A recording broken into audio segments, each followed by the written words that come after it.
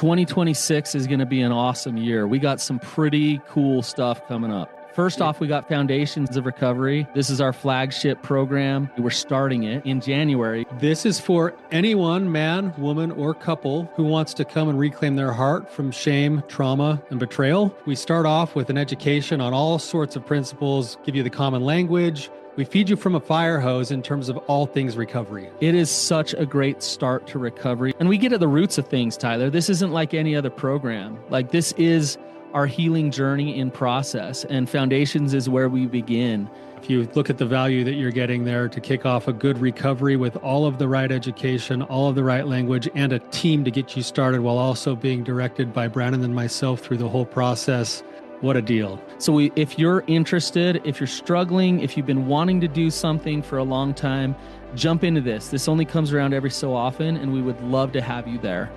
Click the link in the description to sign up for it. And to make it even sweeter, we're also including a raffle for a free pass to the Radiant Dawn retreat. Anyone who signs up for Foundations will be added to the raffle for that free Radiant Dawn pass. If you're a man and you sign up for Foundations, your name still gets entered, and you can give that pass away if you win it to any woman that you want to. So what you're saying, Tyler, is if you sign up and participate in Foundations, you could possibly go to Radiant Dawn for free? That's exactly what I'm saying, which is crazy because Foundations by itself is already an insane value. Man, I sound so salesy. But it actually is awesome. So come to Foundations. And even if you don't come to Foundations, sign up for Radiant Dawn. It's beyond therapy, the best healing experiences that you can have. Click the link below and come join us. How do I move on after divorce? Welcome to the Therapy Brothers podcast. I'm Brannon. I'm Tyler. We're brothers. We're therapists. And we know recovery. Bring your stories, your questions, your successes with real recovery.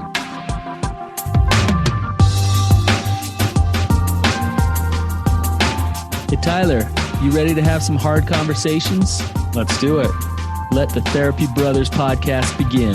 How's it going, Tyler? Going good, man. It's been a couple weeks since I've seen you. Yeah, I was in Alaska. Yeah, you're living the dream, man. It looked like you caught some nice fish, too.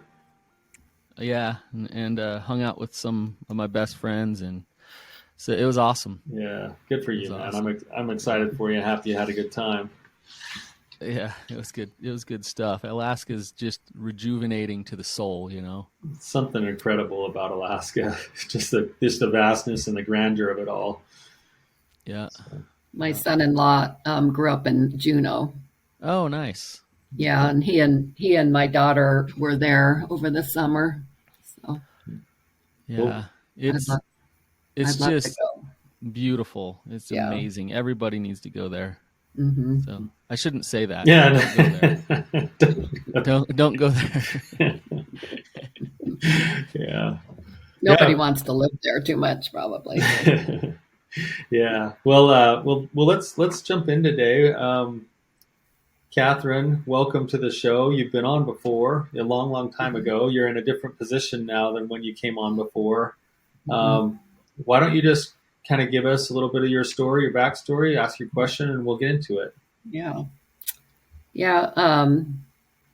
So the divorce was final the end of February. So that was 42 years we had been married. And, but, we had been separated quite a while. So this, it's been 5 years now that we have been apart. And I've been, I run an Airbnb in my house, so I've met a lot of people, and kind of excited because I have over 200 reviews now. So nice job. That's awesome. Yeah. And it just kind of this ongoing journey of, finding myself and navigating life alone and trying to find new connections. And, I think it seemed like people were there for me when I was going through the whole divorce process. And then once the divorce is final, they're kind of like, okay, now it's done, move on. Don't talk about it, it's over kind of thing. Like the support has fallen off. Yeah. No. And I mean, one good friend even told me, don't talk about it because you're just reinforcing the neural pathways in that toward, in a negative way or something. So don't talk about it. Don't talk about him. Don't talk about your marriage.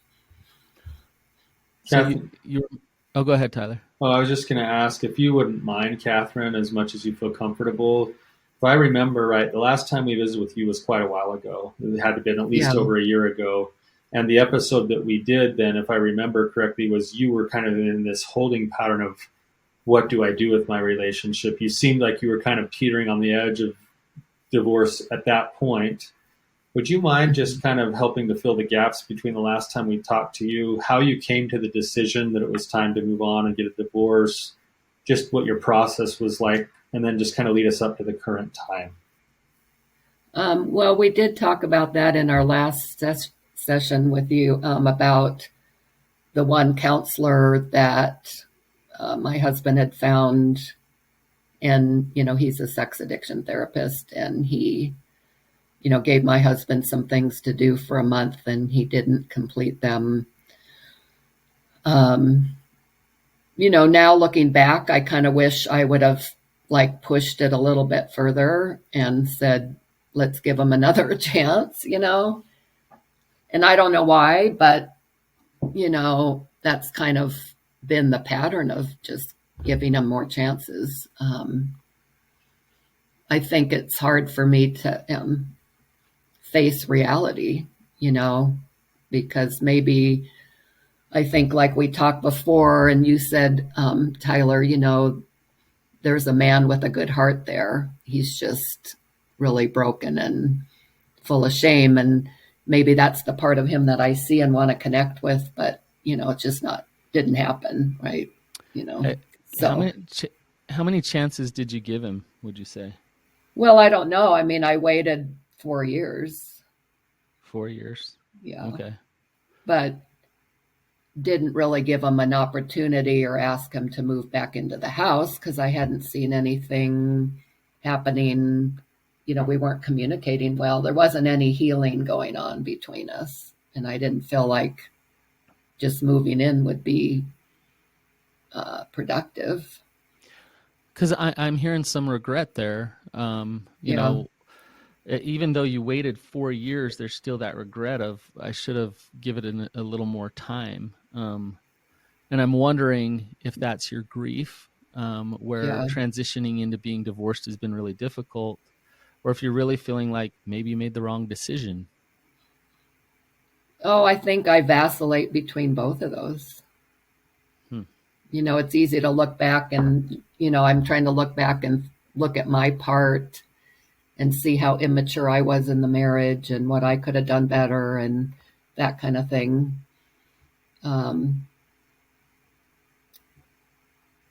But, now I haven't seen him or really talked to him it's been about a month, and that has helped. It helps if I don't see him and talk to him much, but, he lives nearby and our kids, we have kids nearby too. So it's kind of hard to not see him. Yeah. How are the kids transitioning? I remember, if I remember right, they were kind of blaming you some, and how's that going? Well, I've had some good discussions with my son. It's basically him. He, I think, connects to his dad, and I think they've gotten a lot closer. But the interesting thing, so my daughter and her husband live up in Montana, and they were coming to visit for a week in August, and I had asked my son if they were going to stay with my son. And I said, can I come down and hang out with you on a Sunday? And he said that, his dad was going to be there and he wasn't sure. he wanted me there because he didn't want a lot of drama. And the day before, my ex-husband had been here because we own this house together, and he was fixing something in the house. And I said, oh, I'm going to go to a movie because I wanted to see Oppenheimer. And I said, you want to come with me? And so he said, yeah. So we went to a movie the day before, and we didn't talk at all. He didn't talk to me. And so I told my son, well, we just went to a movie the day before. I don't think we're going to have any drama. And then I said, why don't you ask your dad how he feels about me coming over there? And he said, well, he wouldn't tell me anyway. So I realized, I don't think, they don't rely on, I don't know what kind of relationship they have with him. And, we're navigating it. I feel like I walk on eggshells with my son a little bit, but I'm trying to, they're going to have a second baby, and I try to go over there once a week, even though it's an hour each way, and help out her because she's going to get her master's degree in counseling. She wants to be a therapist. And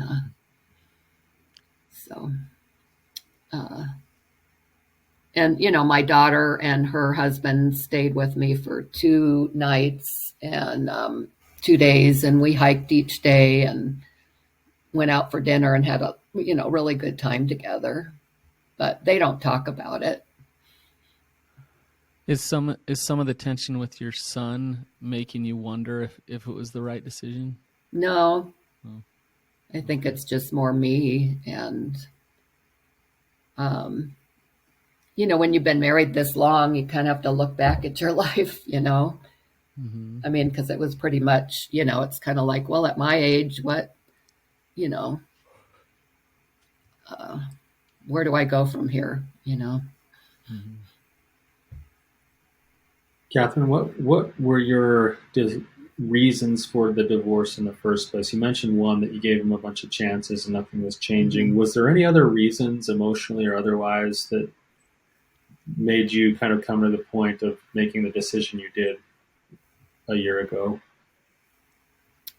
Well, I think because he wasn't, nothing, it was so stagnant maybe, and I didn't see him connecting with me. And that was pretty much our whole marriage, was the lack of emotional connection. And I didn't feel like staying married was going to accomplish anything. I mean, we could just live in that limbo forever. And it didn't feel right to me. It just kind of felt yucky. Like, and maybe it was my way of, making a statement that I'm not going to just let him run my life. So then my question is that with Brannon kind of asking these questions, and of course I think it would be natural no matter what to have all the feelings you've already described and kind of the wondering. And I think it's awesome that you guys are civil enough with each other that you can go to a movie together. When you go to a movie together and you don't say a word with each other, it sounds like it's more of the same of what you used to have, right? Yeah. So in essence, what I'm hearing you say is that you have the same relationship that you had before, but now you're divorced. And you're in the process of also trying to go and find new parts of your life, new connections. Look for the things that you were looking for in the first place when you decided to divorce them. And I think it would be normal. Go ahead. No, I just said I think it'd be normal to have all the feelings that you're describing. And the reason I'm asking the questions is because, and I think this is maybe where Brannon's going, you can clarify, Brannon, if you want, but was this a mistake that you need to go and actually rectify? Or was it a good decision that's just part of the grieving process that you're in right now? And you need to continue to try to move yourself forward instead of looking back. I don't feel like it was a mistake. And but I think I want to learn from the marriage, and I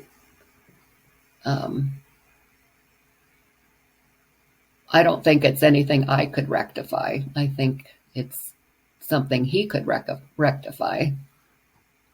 So, if I remember our last episode, and if you were to go back and listen to our last episode, I think if all of us were, we'd listen to that and say, yeah, it wasn't a mistake.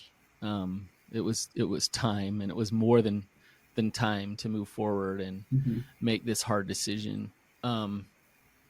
But what I wonder is about, you talk about moving on with parts of your life.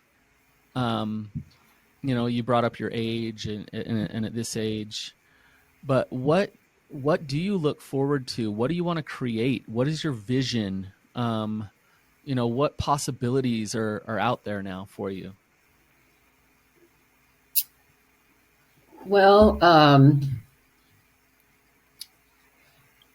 in a lot of ways, I really like what my life is right now.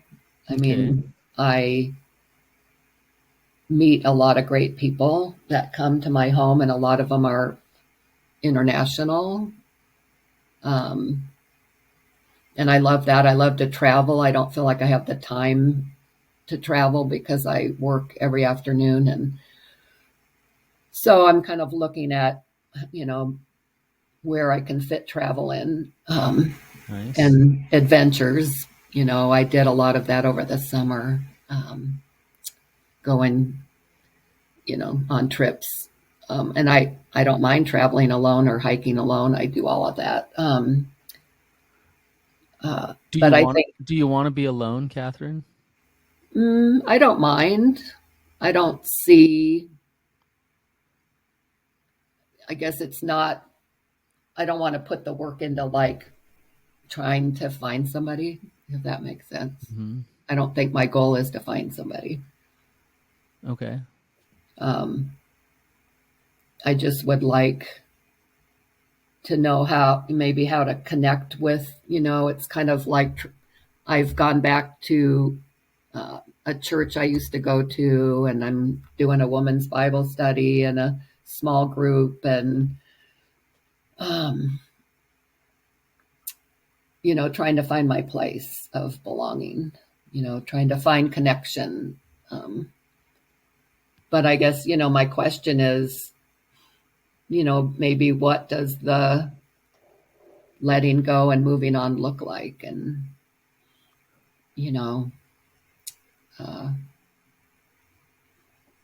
emotionally, maybe, it's easy to go through life and do the things I like to do. But then there's still the inner part of me that is trying to find its place of comfort. I don't know if that makes sense. Tyler, did you have something? Go ahead. I was just going to tell a story. When I very first became a therapist, I worked for hospice, and it was a great experience. My first week working for hospice, I went to this group. It was a grief group, and so it was about 8 people that came, and they talked about basically their pain around losing loved ones, and it was emotional, it was intense, but something that they didn't do, or that the therapist didn't do, was try to paint a rosy picture, try to fix it, try to have them overcome their pain, anything like that. They just sat in their pain together for like 2 hours. And they hugged each other because they were all feeling that pain together. Mm-hmm. Now, why would I bring this up with you, Kathryn?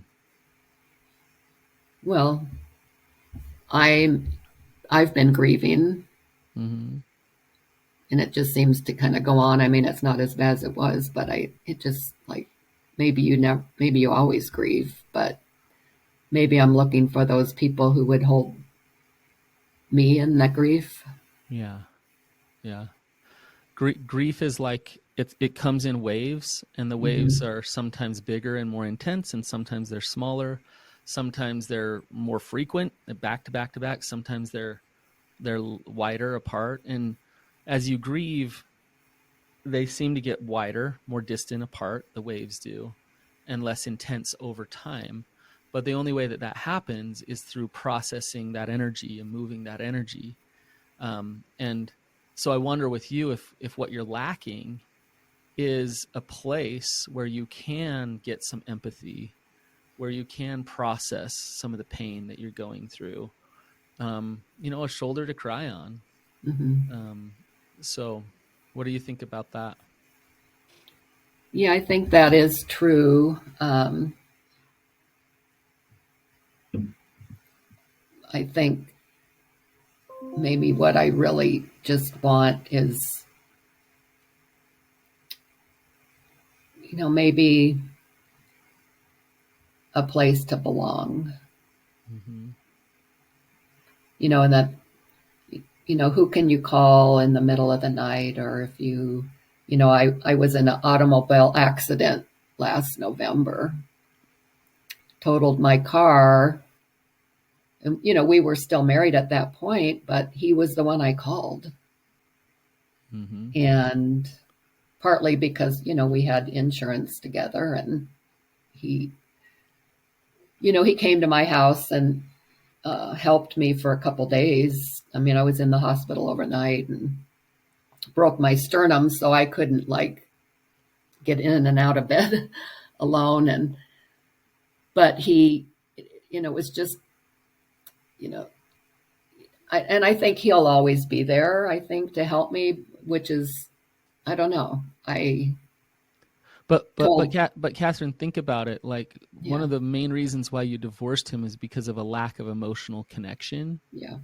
And then you're saying he is kind of the best main support that you have in your life, but you're saying to us, I have all these emotions and all this grief that I don't know what to do with it, but then he's my main support. Do you see how this is going to be hard for you to process through some of this stuff? Well, he's not an emotional support. Right. At all. I wonder though if that where Brannon's going with that, because that's been on my mind a little bit too, Kathryn. As I hear it in you, actually a lot of very good things that you're already doing. First is you went and sought some support through your Bible study, through your church. You're getting a little bit of connection through these people that you have coming and staying in your home, which is kind of a fun thing, its own sort of adventure. You've gone and sought out your own sense of adventure. You're doing a lot of good things to try to take care of yourself and move on. And you still have 43 years of grieving to do, which I think we've all agreed on is happening, and it's coming in waves. And you said it's getting less and less, but it's still there. There's this other side, which is this human part of us, that it's part of the human condition that we can try to piece it together, and we need to, given our circumstances, the best way we can. But there's always going to be this ache inside for that person. For the connection, the deeper level of connection. And that void is there, and it's probably going to be there for a while, partly because you said you're pretty comfortable not pursuing it right now. But it doesn't mean there's not that void there, right? The other thing that's happening is that you still have the friendship with him that's been there for 43 years, which is a testament to both of you guys. When you go through a divorce, that doesn't happen all the time. But I think where Brannon's going is it's kind of puts you in a rock and a hard spot, that if part of the moving on and moving through things is with grief, you come to a point of accepting the losses that are there eventually. If he's there always opening up that grieving process again, that's going to make the process longer and harder.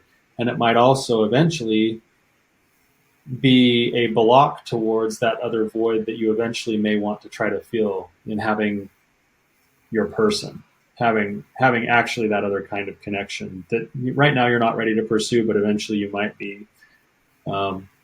That's going to make it a little bit sticky. I think that's what you're saying, right, Brannon? Yeah. If we've identified that there's grief here, and your question is how do I move on from this? And ultimately, if you look at the stages of grief, you don't want to have a goal. There's not an end goal to grief. It kind of bounces back and around, and you'll be angry, you'll be depressed, you'll be, bargaining your way out of this, you'll find acceptance. But as time goes on and these waves come and they're more distant, you want to find yourself more in a state of acceptance. And, your question is how do I move on from this grief? And we've identified that you need to process it. You need to talk to someone. You need to cry. You need to feel these emotions. But Kathryn, if you do what you've always done, you're going to get what you've always gotten. So I really like what you said about I'm going to a Bible study group. I'm getting involved with things. I'm connecting to people through my work with the Airbnb. Like those are all good things. I would really be deliberate with, I don't know if there's some family members that you maybe haven't been that close to that you could be, to kind of fire up some of those relationships.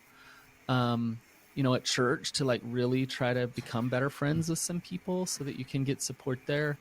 Find a really good therapist who can listen, and maybe you just tell that therapist, like, I just need someone to listen as I talk about the struggles I'm having with my son and with my ex, and just like, the pain that I'm in.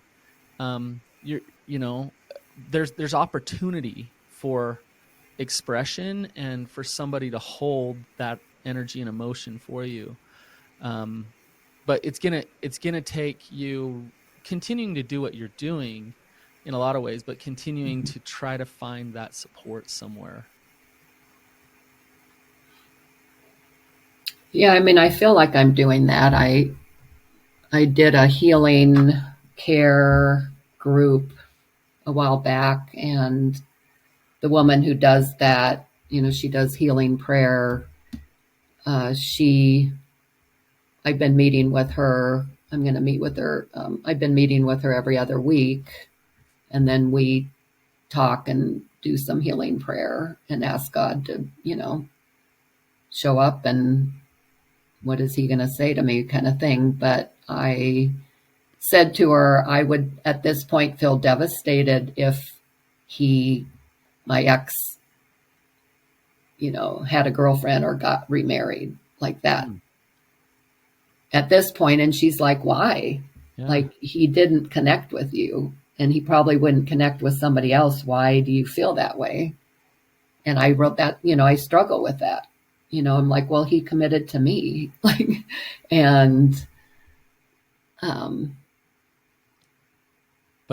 you're divorced. I know. Right? That's the reality. Yeah. I know.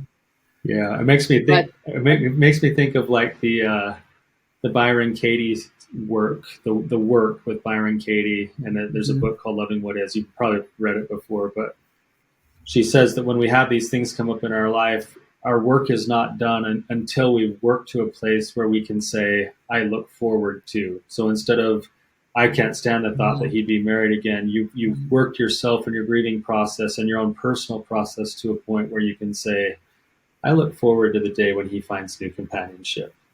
Really? Yeah, and all that really means that there is that you're on the show for the right reasons, because that's the process that you're in right now. Like, you're still growing, you're still learning, you're still hurting, you're still going through some of these things, and eventually you're going to come to a place, because of the person that you are, that you're going to want goodness for him as much as it is for you. And if that's the way that it goes, because you're divorced and you've moved on and you've got a new life that you can embrace and that you love, you'll more and more come to this place. I know you're not there right now. I do want to say, Kathryn, I wish we could take a snapshot between just your body countenance of today's conversation versus the last time we talked. Last time we talked, your face muscles were so much tighter. Everything was kind of shrunken in and tight. And you just look so much more grounded and peaceful on this call than the last time we talked. So there's some work happening there. You're just not to the point yet where you can say, I look forward to him getting remarried. Yeah, just you saying that, it's like this, I just listened to the audiobook, The Secret Life of Bees, and it was such a good book, but she says, like, my chest hurts so much from the sadness, and it's not as bad as it was, but, I guess you saying that, I'm not there, that, and I'm not sure why. I don't feel like it's my worth. I think maybe it's something God puts in us, because I've talked to a lot of other people who have divorced and remarried, and even though they love the person they're with, they still kind of look back and go, I wish I would have kept our family together. There's still, I think God puts that, we attach to a person, and we're meant to attach, and you pull that attachment apart and it's just not natural. Right. And, well, did you say 42 years? Yeah. After 42 years, and you've been divorced since November, you say? Like last year? End of February. End of February, right. But so we didn't live together for, 4.5 years. But still, the divorce just happened end of February. So give yourself some time. I think it's where you're at right now. You're kind of in this bargaining stage, and what that means is you're a little bit ambivalent. You're kind of like, well, I know divorce was the right thing, but was it? Like, it sure would have been nice to keep the family together, but yeah, I'm glad I divorced him. But so give yourself some time. You're right where you need to be, Kathryn. That I hate to give you this answer, but as long as you're willing to continue to step in and deal with the pain, you'll move forward and you'll move out of this. But I don't think you can't snap your fingers and be like, hey, like after 42 years, like, okay, I'm just not going to think about that. Move on with my life, like la-di-da, right? So give yourself some compassion and some love for the courageous thing that you just did. And as the pain comes up, just feel the pain. Allow yourself to cry. Allow yourself to talk about it, to be in it. Don't should yourself out of it and say, no, I shouldn't have those feelings of, wanting to go back into the marriage. Or you have them. They're there. That's the reality. That's okay. Right? Yeah. Does that make sense? Yeah. I mean, it sounds good. It's like, that sounds like the right plan, but like doing it and the reality of it's kind of different. I mean, like it's easy to say, just feel it. And then you're feeling it, and then you're like, okay, now what? It's easy to say just sit in the pain, but the pain's not fun. So like, yeah, it's easy to say just sit in the pain, but the pain sucks and it's hard. Having gone to Alaska recently, one of my friends in Alaska years ago got a halibut hook stuck in their hand. Oh. Have you ever seen a halibut hook? They're like big, thick hooks. Oh. Like it's more intense than just like a little trout hook or something. And I think about that analogy a lot of like getting that hook out was very difficult. They had to push the hook through the other side. So if my friend just left the hook in his hand because he didn't want to push it out, then infection would happen and it would start to affect every part of him. And a lot of times that's what we choose when there's something that we know we need to do, but it's too painful to do it. We let infections set in. And you know what, Kathryn, you stepped up and you pushed the hook through. You got divorced. Like, ouch, that hurt. You did it. You cut that barb off. You got that hook out of there. But now you got a big gaping hole in your hand. So at least the infection's not there, but self-care needs to happen in order to heal that wound that's still there. And so as you look at that wound, it's like, okay, how do I attend to this in a healthy way? I can't snap my fingers and all of the pain is gone. It's still there. But now I want to attend to myself, do my own self-care, allow myself to heal in every way that I can. So that's a really good picture. Maybe when that's hurting, I can look at my hand and think about that. And some of my friends, they're friends I've had since college, and now their husbands are retired or semi-retired, and they're traveling around visiting their kids and their grandkids and spending time with their grandkids and their family, and they're together, and I think that's part of my sadness too, is that's what I wanted. I wanted us to be traveling and playing with our grandkids together, and not that I can't do that alone, and I do, but it just, again, I guess I have to say that's one of the losses, Absolutely.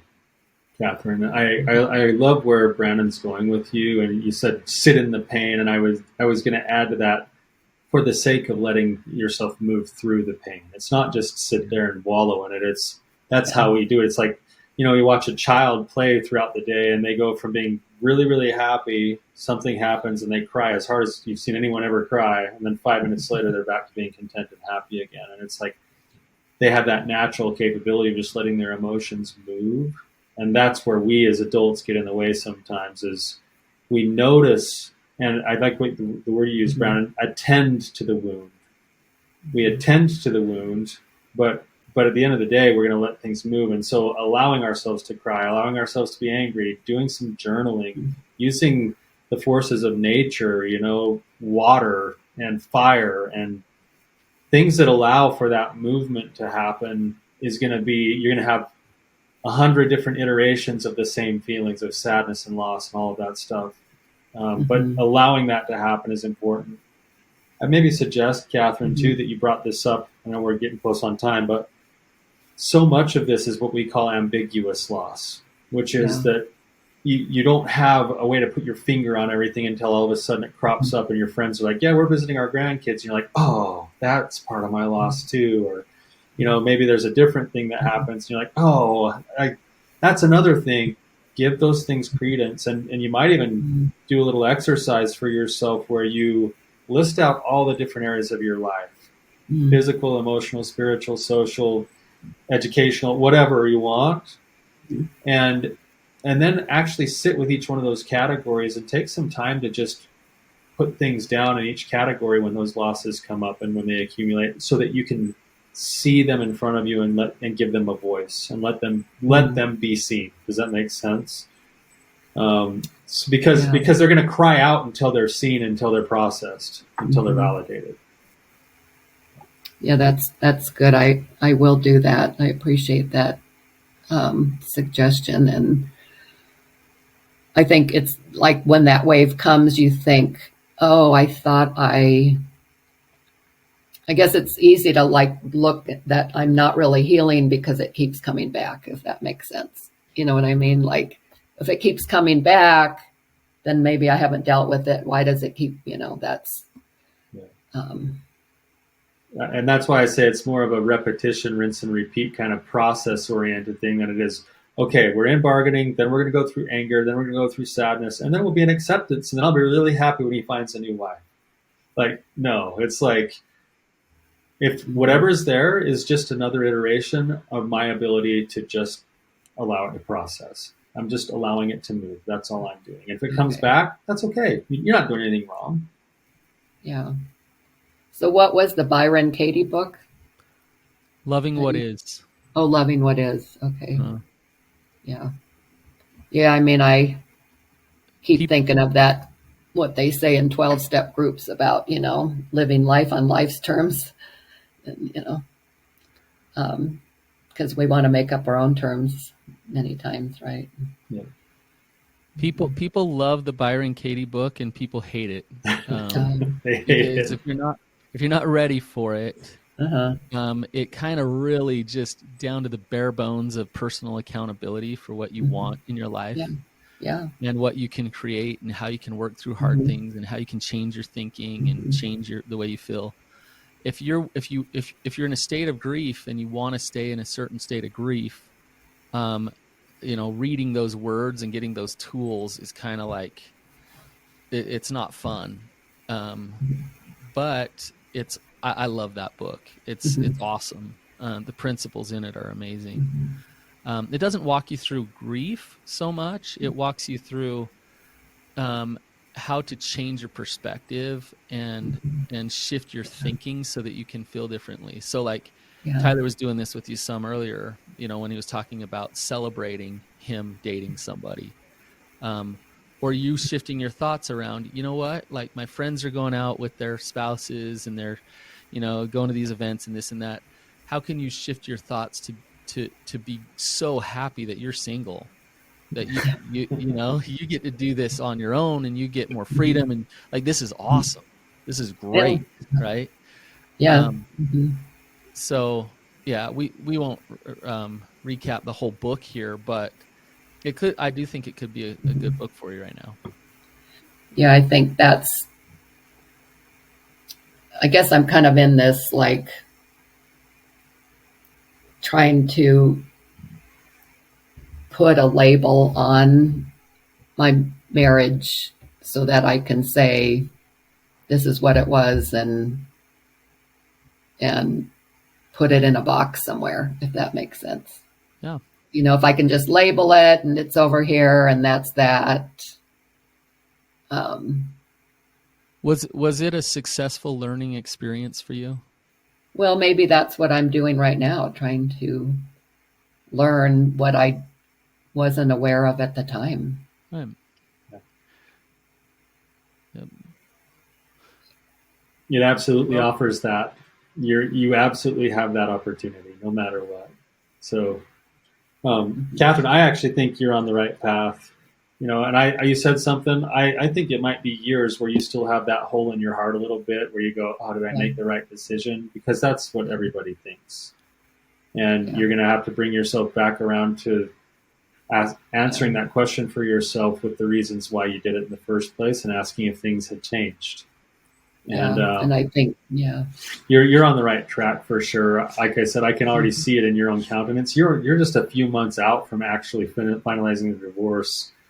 And you're where Brannon said, I think you're right where you should be. Yeah, you're right with the hole in my heart that, that there's just I don't know what the word is, a void.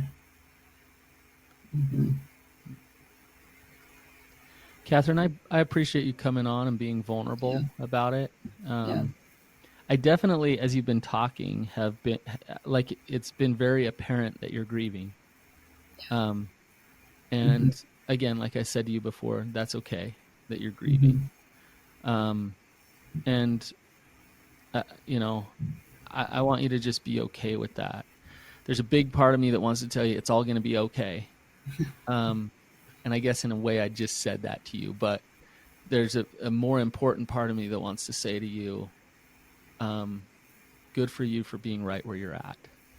And that's okay. Right. Well, with that, and this is part of my healing, is to be seen and heard, right? And that's what you're offering. So I appreciate that. Yeah. Well, thank you for offering yourself today, Kathryn, for so many others as well. It takes courage to do what you just did today, and we acknowledge that. And you're going to continue to meet your life with courage because that's the kind of person that you are. So thank you, Kathryn. Yeah. All right, you guys, if you found this helpful or really appreciated Kathryn coming on and being vulnerable, then please leave a review and say thank you to Kathryn. And Kathryn, thanks for coming on. Thank you. Yep, we'll see you.